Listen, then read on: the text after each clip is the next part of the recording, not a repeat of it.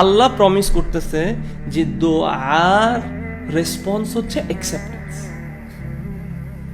এই আয়াতটা পড়ে ওয়াকালা রব্বুকুম উদউনি আস্তাজিব লাকুম, আল্লাহ বলছে দোয়া করো কবুল করো, মানে দোয়া করলেই কবুল হয়। এটা নীতি, আপনার জীবনে এটাকে নীতি বানায় ফেলেন, দোয়া করলেই দোয়া কবুল হবে, এটা আল্লাহর কথা। কিন্তু দোয়া কবুলের 3টা সূরা আছে, 3টা চেহারা আছে, 3 ভাবে দোয়া কবুল হয়।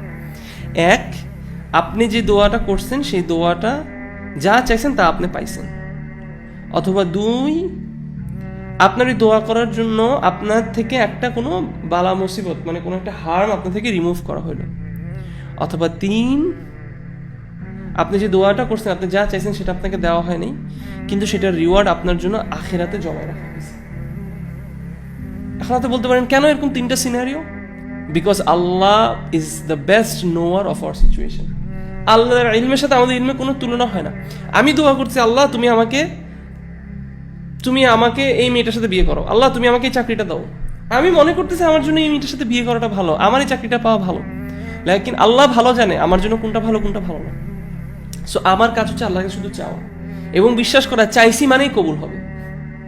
কিভাবে কবুল হবে? এই 3টার যে কোনো একভাবে কবুল হবে, আলহামদুলিল্লাহ। তার মানে জাস্ট দোয়া করা, চাওয়াটাই, আপনি চাওয়ার সময় থেকেই আপনার এনজয়মেন্ট শুরু হওয়া উচিত। আমরা দোয়া করে অপেক্ষা করি, দোয়া কবুল হইলে খুশি হই। দোয়া যে করতে পারছি, দ্য তৌফিক আমি যে পাইছি, দোয়া করার তৌফিকটা যে আমি পেয়েছি, এখান থেকে আমার খুশি হওয়া, সুবহানাল্লাহ। এবং দোয়া থেকে দূরে থাকা ইজ অ্যারোগেন্স, এটা হচ্ছে অহংকার। দোয়া থেকে দূরে থাকি এবং আমরা দোয়া করাতে আমরা শিখি না, সুবহানাল্লাহ।